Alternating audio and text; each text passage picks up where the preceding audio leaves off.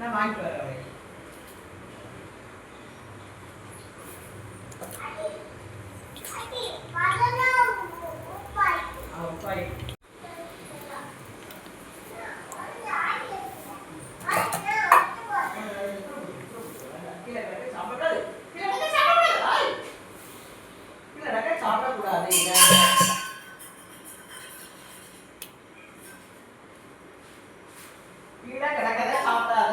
Hi friends, வாங்க நம்ம இன்றைக்கி இட்லி பொடி எப்படி திருக்கலாம் பார்க்கலாம். அதுக்கு நான் ஒரு 200 கிராம் எள்ளு எடுத்து வச்சுருக்கேன். அப்புறம் கடலைப்பருப்பு, உளுந்தம்பருப்பு, ஒரு வெள்ளைப்பூடு, 50 கிராம் வத்தல், காயப்பொடி, அப்புறம் கருவேப்பிலை தண்ணியில் போட்டு வச்சுருக்கிறேன். உப்பு தேவையான அளவு நம்ம போட்டுக்கலாம். வாங்க எப்படி திரிக்குன்னு பார்க்கலாம். இப்போ அதை ஆன் பண்ணிக்கிட்டேன். ஃபஸ்ட்டு எள்ளை நல்லா வறுத்துக்கலாம்.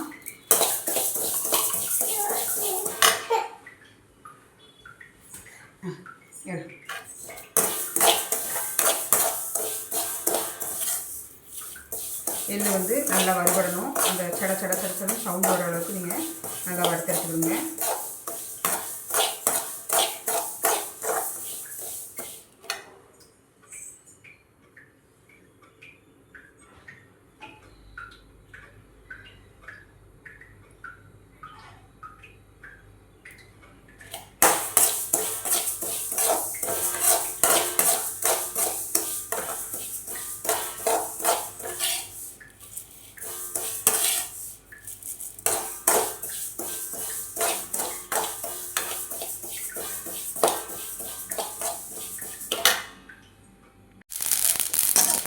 பாருங்கள், ஒன்று நல்லா பொரிஞ்சு சவுண்டு கேட்கு.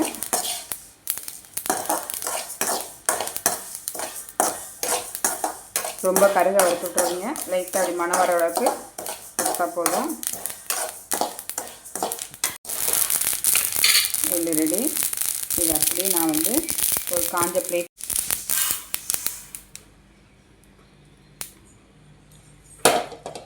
அடுத்து அதே சட்டியில் கடலைப்பருப்பு ஒரு 100 கிராம் இந்த கிளாஸ் அளவுக்கு எடுத்துருக்கேன். இதையும் நல்லா பொன்னிறமாக வச்சுக்கிறோங்க. பாருங்கள், நல்லா கொஞ்சம் கலர் மாற ஆரம்பிச்சிட்டு இன்னும் கொஞ்சம் வறுத்துட்டு நம்ம இதையும் அந்த எள்ளு கூட சேர்த்து தட்டி வச்சிடலாம்.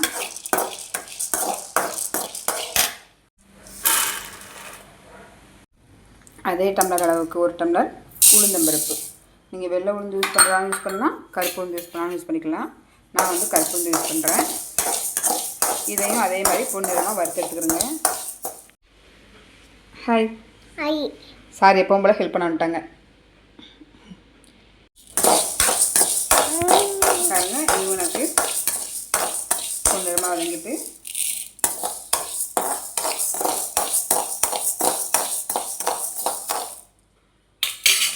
இதையும் அப்படி எடுத்து அந்த தட்டிலே கொட்டி வச்சுக்கலாம்.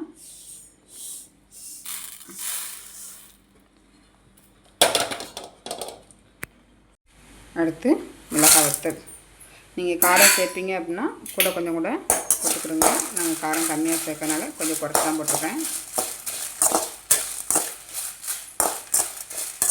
இது ரொம்ப கருகவும் கூடாது.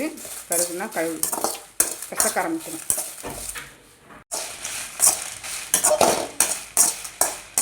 அதுதான் இந்த ஸ்டேஜில் நம்ம இதையும் வறுத்து வச்சுருக்க கருப்பொடி சேர்த்துக்கலாம்.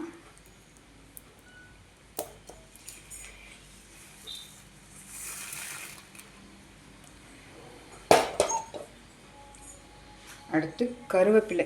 இதை தான் கொஞ்ச நேரம் போட்டு நல்லா தண்ணி இல்லாத வரைக்கும் வறுக்கணும்.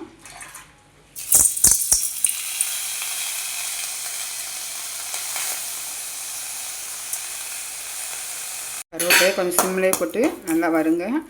அப்பப்போ அப்படி உதுத்து விட்டுக்குருங்க. உள்ளே இருக்க ஈரம்லாம் போயிடும். ஈரத்தை நம்ம திரிச்சிட்டோம்னா பொடி 2 நாளில் கெட்டு போயிடும். ஸோ கருவேப்பிலையை மட்டும் நல்லா பார்த்து பக்குவமாக வறுத்துக்கிறேங்க. சரிங்களா? பாருங்கள், எனக்கு ஓரளவுக்கு ரெடி ஆகிட்டு சுண்டு கேட்கா ரொம்ப ஈரமில்லை. ஆனால் கொஞ்சம் நேரம் எனக்கு கிடக்கணும்.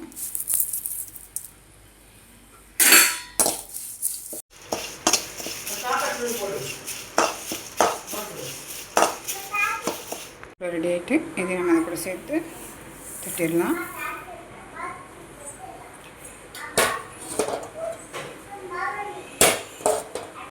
பாருங்கள், நான் அடுப்பை ஆஃப் பண்ணிட்டு அந்த சட்டி சூட்லேயே வந்து வெள்ளைப்பொடியும் காயத்தையும் போட்டு லைட்டாக வறுத்துக்கிட்டேன்.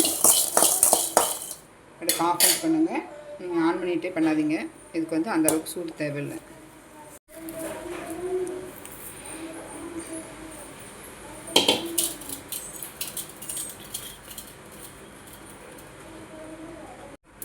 தேவையான அளவு உப்பு இப்போ எல்லாத்தையும் மிக்ஸி ஜாரில் மாற்றி ஒரு திரிச்சு எடுத்துருவோம். வாங்க.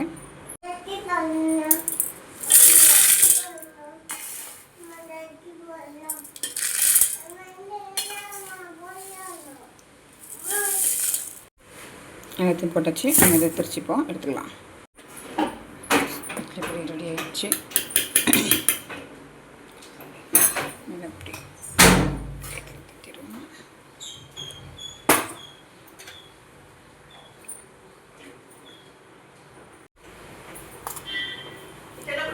பாருங்கள், நம்மளுடைய இட்லி ரெடி ஆகிடுச்சு. இது வந்து 1 மாதம் 2 மாதம் ஸ்டோர் பண்ணிக்கலாம். எங்களுக்கு 1 மாதத்துக்கு காலி ஆயிரும். இந்த வீடியோ பிடிச்சிருந்துச்சின்னா லைக் பண்ணுங்கள்.